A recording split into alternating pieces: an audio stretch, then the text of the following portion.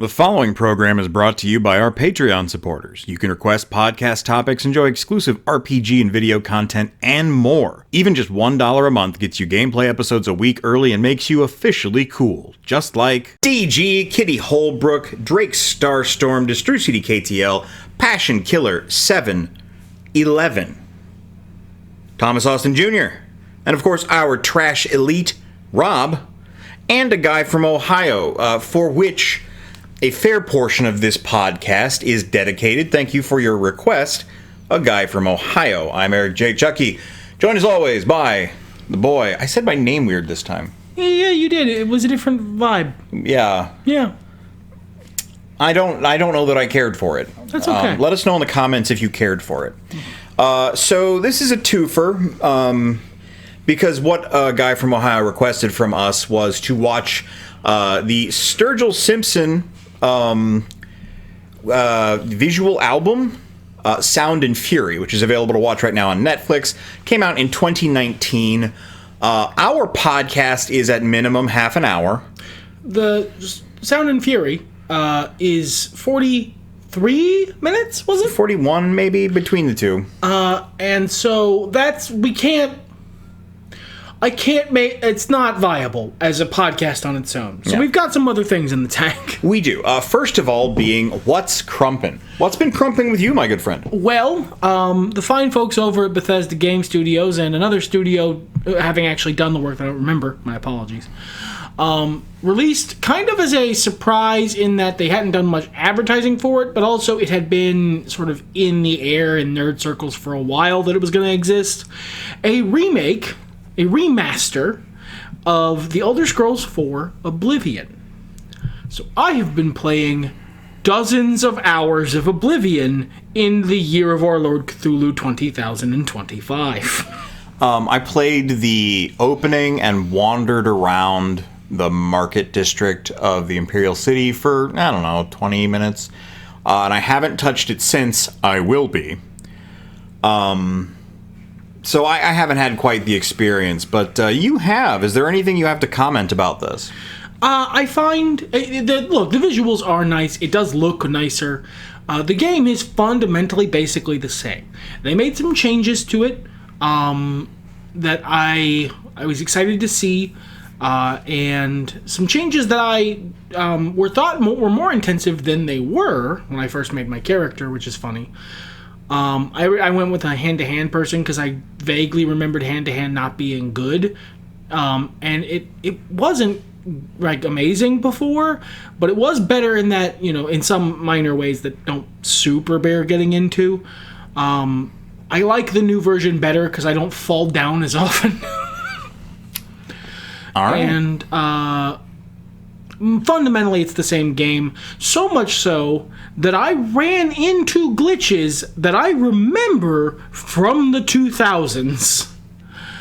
We played a lot of Oblivion back in the day. Like, I knew how to fix some of these glitches because I ran into them back in the day and had to figure it out. Oh, man. The old times. So they remastered it in that it has a fresh coat of paint, but the bones are essentially the same. They did update some stuff, and I'm trying to use that stuff where I can to get new experiences. But it doesn't matter, because it's incredibly nostalgic. It looks so much better, and so a part of it feels like it looked to me back then. I will never forget the horrible graphics of OG Oblivion. It's horrible. I can't wait to see Glass Armor. If Glass Armor is not its true, powerful Beetleborg self, I will be upset. All I've really done... Well, actually, I can tell you guys about this. I'm working on a story a friend of mine and I wrote when I was in high school. He was a little older than me, I believe. I don't remember if he was still in high school or just out. It was posted publicly on a BB Code forum that hasn't existed in decades. And I stumbled across it, and I decided to edit it, update it, rewrite it, basically, yeah. I can't take full credit for it. I will be posting it for free somewhere at some point, but I would never try to make a profit off of this guy that I don't have contact with anymore, his ideas. So much like fan fiction, it'll just be my remix, my homage to our work. And it's actually been kind of fun. I've been doing more writing in that sense than I've been able to do with our main stories in a while. Also, I don't know if you guys are hearing a difference or not. I've been messing around with the filter settings on OBS. I've applied a compressor to see if it can get rid of some of that background noise. So far, I've noticed I've been able to turn our mic down, and it's louder. So we're not getting as many peaks. But I'm going to probably continue to fiddle with it until I'm happy with it. So let me know what you think about the audio quality. I am working on it. It's just, it is what it is. We've both been playing Marvel Rivals still. Yes, still. Nothing really new has happened. Big head mode. Big head mode is funny. Yeah, it was funny. And I played about 4 hours of Avowed. Now that I've beaten Veilguard and had a month of not doing any story games, I'm allowed to slowly toe into it. When you played Avowed, you had... It felt like I was doing it felt a lot more like work than fun time. And it was an interesting story that I wanted to know more about. And it was a, interesting world. I liked the world building. But I felt like I was clocking into a second job. And I didn't like that feeling. I don't feel that strongly. But here around 6 hours in, I got to the big major city. And this is where I was when I started to feel this feeling. Oh, did you get to that point? Okay. It's not so much that I feel like I'm doing a job. It's just a lot of pressure. The story in Elder Scrolls games and the Bethesda Fallout games, you have like fucking around time.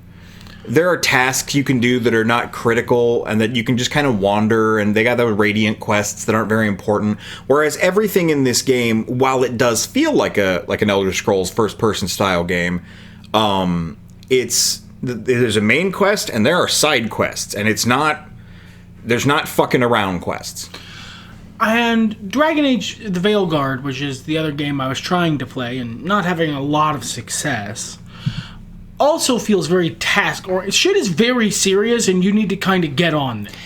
I felt a lot more relaxed with Veilguard, but I started to feel that way after where you are in the game, so my brain hadn't really wanted... I thought I was just not in the mood for a story game for whatever reason. I usually have at least one going. But then I got Oblivion and realized, no, my brain just really wanted the fucking around time. It wanted to play a game that felt like a game, that felt like I was having fun, and that seems like a reasonable ask from my brain, so that's what we're doing. Yeah, you gotta follow your bliss. I'm so excited for Expedition 33, but I've got Avowed I want to finish first. I want to at least try... I can't remember the name of the game off the top of my head. The English Fallout, the British one. Fallout London? No, it's its own property. It's free on Xbox. Because Fallout London is a non-authorized expansion. Yeah, it's like a mod thing. I forget it's another nuclear term. And then I really want to check out South of Midnight. Now, I might pick up both of those games and go, oh, I hate this. Never mind. As I understand it, South of Midnight has really good boss battles, and the gameplay other than that is kind of faff. We'll see. I think the graphics look great, and the story is really interesting to me. I think it's got some really cool ideas going on there. But I am such I don't want to say picky because it sounds like I'm bullying myself, but I'm such a particular gamer. I said there's that word. I sometimes player of video games. When I get a game in my hands, I just hate it. Even like when other people are... I wanted to get into... Was it Metro? No, not Metro. What was a game that came out recently that everyone was excited for? Stalker? Something like that. Stalker. I tried. He was too jank. I couldn't stand it. But so that's what's been crumping with us. So let's talk about Sound and Fury. I'm gonna keep it a buck with you, listener. There's not a lot to talk about here, but what there is, amazing. Fucking great. Excellent. A wonderful experience. So we are going to be talking spoilers about this insofar as there are any. It's a really simple plot that's told in, call it machete order, sort of Tarantino-esque, Memento-y. It doesn't. It's not invested in you getting the narrative from point A to point Z. It's just sort of giving you stuff. Well, and it doesn't go in chronological order, the narrative. Yeah. There's also a couple of interstitials that I don't believe are directly related to the rest of the narrative. It's much more about vibes than it Yeah. is about, like, the plot. Yeah. The plot is tertiary, I think, to music first, vibes second, plot third. And as far as that goes, this dude is doing something, at least with this album, Sturgill Simpson, I wanted to do in high school. I had a great idea for a band that blended techno beats and support and instrumentation with, like, country twang and guitars, the old outlaw country style, because, it was in the middle of the early aughts. It was going toward the more popish country we have today. Certainly not quite the hip-hop country era.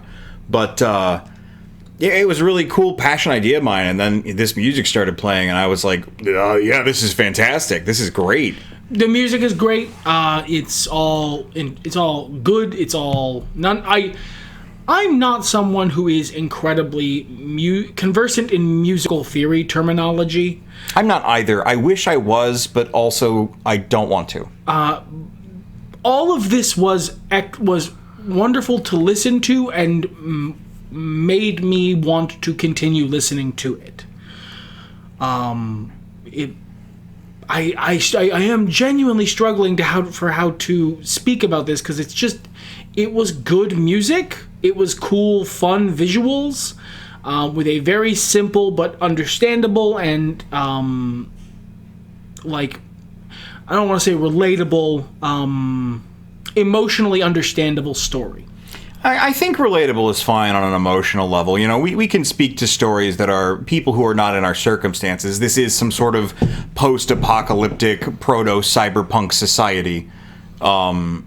So, yeah, obviously we're not going through that yet, but it's not not things that we've had to deal with directly, but you can get what's being put down. The feelings of, oppression, desire for liberation, desire for maybe justice instead of vengeance, I think.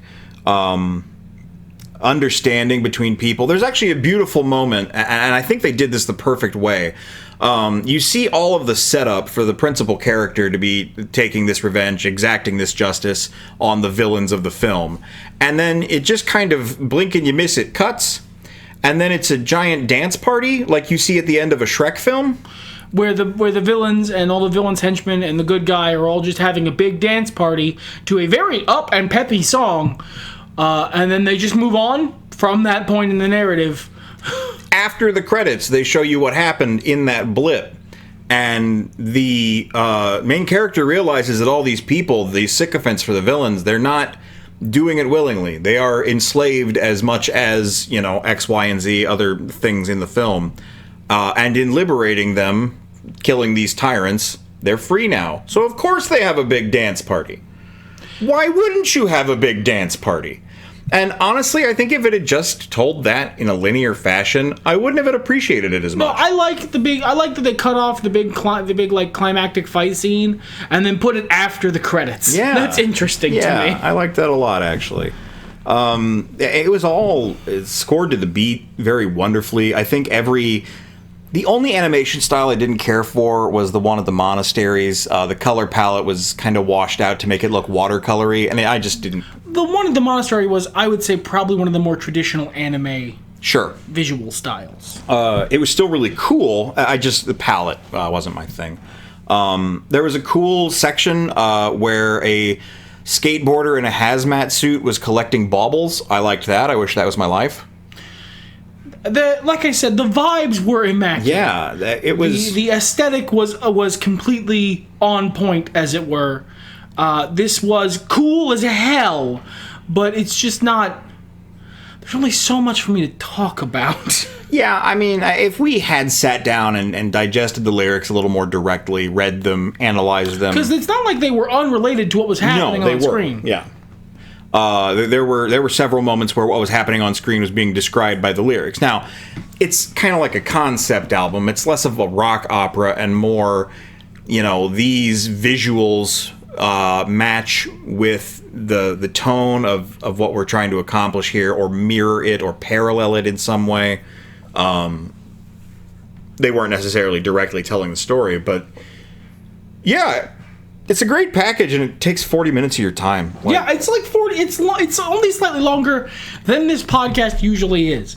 If you like this podcast, it's not similar at all to this thing. Man, I wish our podcast was similar. We're not nearly that cool, but I would still suggest you take the time. It's 40 minutes. It's on Netflix. If you have Netflix, go for it. It was great. It was fun. There's one more weird parallel I would like to point out.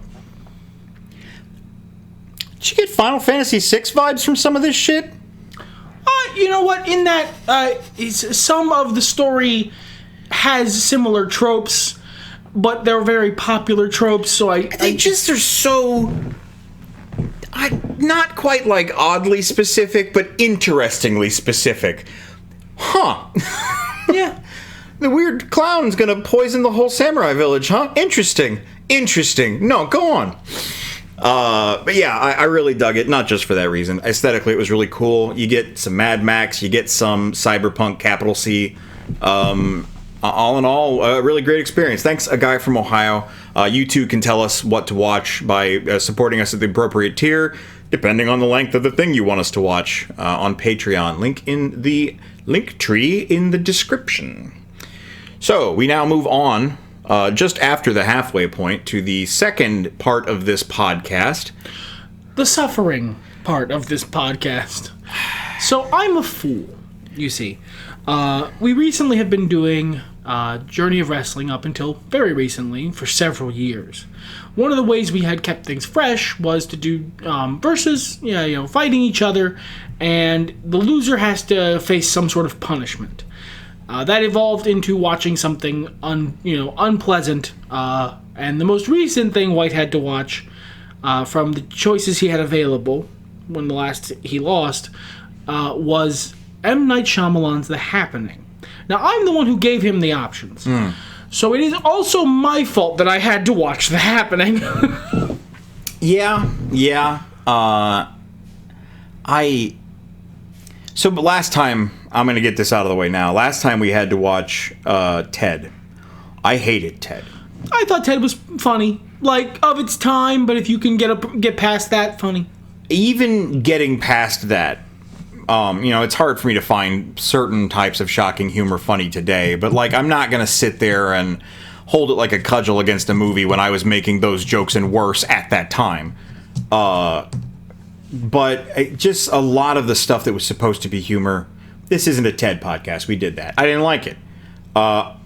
This wasn't good. No, I am stunned. I knew it would be stupid. It's famously a terrible movie. I am actually stunned it is as bad as everyone said it was. This lived up to the anti-hype. This movie was awful. It is a fascinating series of events. I understand a lot of where this sort of came from. Reading the IMDb trivia section and being reminded of certain facets of M. Night Shyamalan's filmmaking by my compatriot here, I can see how this probably happened. He had a good idea, or what he thought was, it's a decent idea, and then just kept fumbling the ball. He had an idea that in the hands of a better director, or that's actually not fair. When he's on his game, he's an excellent director. In the hands of a director who was less close to the material, that is to say, his screenplay, I feel like this would have been a better project. I feel like the problems of this idea are mostly that that he was such the it guy. He was such the it boy in Hollywood at the time, and he had so much success. He had a blank check to do whatever he wanted, and no one else had a hand on the wheel going, no, stop. Because he wrote, directed, and produced this. There was no one else stopping him from going full Shyamalan. And now I'm reading here as we have the Wikipedia page up to reference for actors and all that sort of thing.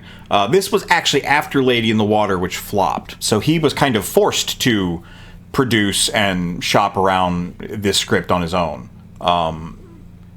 wild that, it was after a movie that flopped, because there are a lot of pretty famous at the time actors in this movie. Yeah.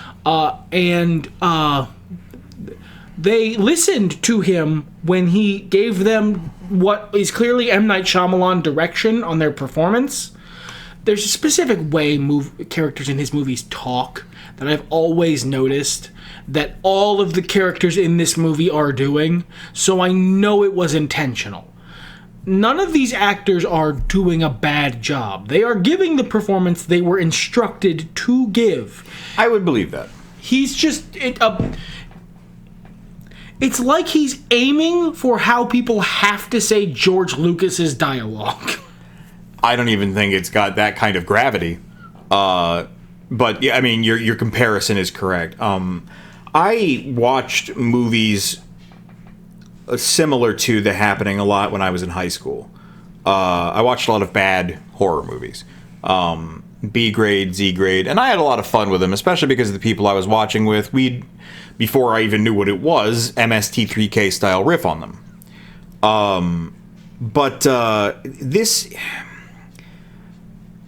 There's a famous quote about parody. I will get it wrong. What is the quote? That it's supposed to be about something you love.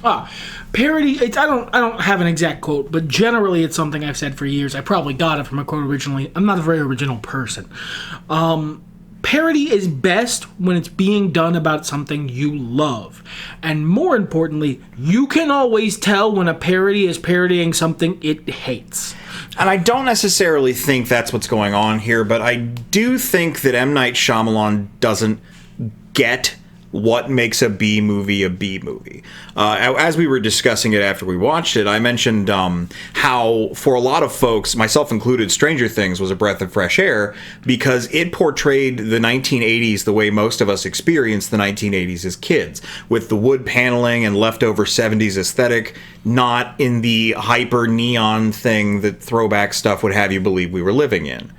And this just seems to miss the point of what makes B movies enjoyable while parroting those tropes to minimal effect.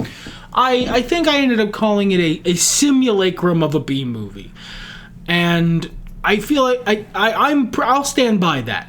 This was a guy who was trying to make a. All right, so there are two universes here. I'm going to go with Universe A. We'll get back to Universe B later. This is a guy who was trying to make a fairly schlocky suspense horror movie in the style of the B movies that I'm sure he loved, when he was younger. And he doesn't actually get what makes those enjoyable. So he's trying so earnestly to do the thing that he ends up missing the mark, and it comes across as artifice. I don't even know necessarily that it's artifice that this feels like, just that it is in large part lacking heart.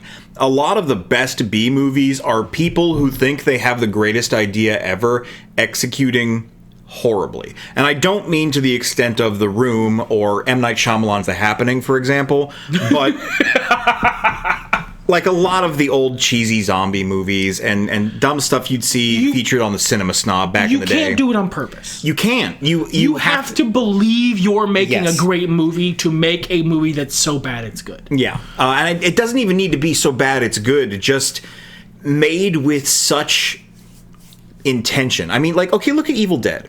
Any of the Evil Dead movies. They're great, but they're not good. They're not like high art. They're not made with like this dedication to filmmaking and craft. Nobody's getting like a BAFTA for maybe the special effects at the time, but other than that, it's not like the acting was incredible. Yeah, no one's getting an Oscar for Evil Dead. No. So and that's fine. Those movies are a big tent. Everyone's allowed in. Those kinds of movies need to exist also. I agree. And I think they tell a good story. I think they evoke good moods. I think they end up being relatable. What this seems more like a bunch of alien. It seems like before what we knew it actually was like, cough, Beetlejuice, Beetlejuice, cough, the AI script would come up with. A movie that AI wrote and directed and produced, where everything is just not quite a person. Just not exact. It's not That's not how people talk. That's not how people act. This is all sort of not... This is not real. And I don't mean not logical. Not people aren't usually logical. Not real. It comes across fake. Now, that's not to say this movie was, entirely unfun to watch. It does succeed a lot in being accidentally brilliant. In that a lot of these scenes are very funny. I put a lot of effort into trying to meet the movie where it was, while also observing where it wished it was. And honestly, I think they had a stupid but really good concept for a dumb horror movie here, a dumb suspense movie. Yeah, with the preface that it is for a dumb movie, it is a good concept for a dumb movie that they failed to execute well. You're never going to execute this and it's going to be, again, high art. You can make an Evil Dead out of this script, but Plant's also notoriously wicked in Evil Dead. Worse, some might say. But you could have had something that was iconic, that stayed with people, that, they would look back on fondly, but... And The Happening has a couple of things that are iconic and stay with people and they look back on fondly, but not for the reasons it wants. So the humorous parts of it, like the plant doctor guy going off on a weird tangent about hot dogs, and the soldier saying, "Oh, he cheese said and crackers." Cheese and crackers, yeah. Those are exactly the kind of things you see in a B horror movie that take you aside and you go, "What the hell?" But they were written in those movies that inspired that crap in earnest. And for me, it's more the stuff that is, has become iconic meme fodder over the years. Having now watched the original material, I understand why these were the things that the internet picked out. Things like I'm talking to a plastic plant, or... That was just genuinely funny. Yeah, that was just actually really funny. It was perhaps the only genuine scene in the film. Like, it was genuine. It was clearly an intentional joke. And they did it. That was well executed. And then some line reads that I can't recreate because I'm not in there. I'm not there. I don't know. Okay? I do have to say, and this always seems to happen with the big meme stuff with me, whether it's the cake being a lie or the wibbly wobbly timey-wimey stuff, the what? No, that everyone likes to dunk on, that is that character as he's been portrayed through that whole film. Yeah, that's one of the things I love about it, is that it does actually make sense in context. Yes. But out of context, it sounds so guilty and like he's going to kill that woman. Well, and the way I've always heard it described to me, both from you and from other people, is that his acting is just so bad that, like, his line delivery is crap. I've heard this guy act. I mean, he's no, good actor, Tony Storm, but he's not bad. He can deliver a line. This is the character he's been told to be. Having seen the movie, Mark Wahlberg excellently delivered the line that character, how that character would say it. That he sounds weird and very unbelievable in that moment is because nothing that guy ever says sounds like a real thing he thinks. Yeah, it's very genuine, and the fact that no one ever seems to talk about how after he says that, the lady he's talking to just fucking leaves, mid-conversation. One of my favorite characters in the movie is crazy old woman who exists for no reason. It can't be on purpose because it's too good, but that character has a lot of tragedy and depth. Yeah, no, I know what you're talking about. It's definitely not. It's not intentional. It cannot be. But it's one of those things. It may be intentional on the actress's part. Perhaps. But death of the artist here. The woman, they find this woman in a cabin. She's behaving very strangely. She's been alone for a long time. Crucially, not strangely in the way that they've established means you're about to kill yourself comedically. Because of the influence of mad plants. And a lot of what she's channeling is very dementia adjacent. And, the early stages of it where you're still mostly together, but then you say some weird shit in weird tones. and certain gestures and physical things she's doing. The combination of a desire for normalcy and an inability to emotionally regulate. Incredibly well said. Yeah, I'm honestly, I don't think she's my favorite character in the movie because over the course of the hour and a half, Mark Wahlberg earns my heart. I really like Mark Wahlberg in this movie. I don't like any of the other people because they're all weird puppet people who don't act like real humans do. I kind of related to Plant Doctor. He seemed to have you know what? He was just sort of going through it. Yeah. But and Zoe Deschanel is realistic in that movie, but also terrible, like a bad person. What awful casting. Like she did a good job at playing just a mean lady. I don't even know that she did. I mean, again, she has the same direction, so of course everything she says sounds like it was recorded backward and then played forward out of her mouth. Yeah. I really end up, I don't remember. His name is Mark. His name is Mark Wahlberg. I couldn't tell you if you put it's on screen right now, I guarantee it. If you put a gun to my head and said, what was Mark Wahlberg's character's name in this movie? I wouldn't be able to tell you, and they said his name so often. I think it was Happening.